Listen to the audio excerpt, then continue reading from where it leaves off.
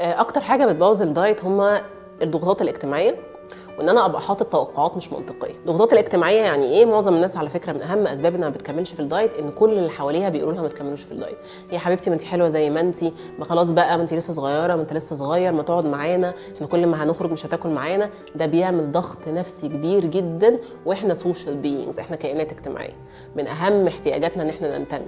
فلو حد حسسني، وخصوصا لو حد قريب مني، حسسني ان انا بقيت غريب وبقيت مختلف ومش منتمي لمجرد ان انا عامل دايت، في الاغلب معظم الناس في الحاله دي بتجيف اب، بتيأس وبترجع تاني تعمل المتعارف عليه.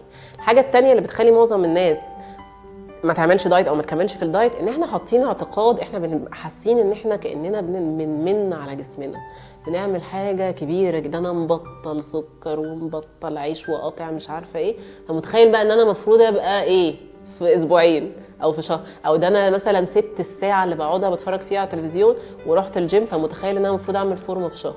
التوقعات مش منطقيه، والتوقعات ان النتيجه المفروض تكون سريعه وتكون تحفه وتكون دايما موجوده كل اسبوع وكل يوم، من اهم اسباب الناس ما بتكملش في الدايت.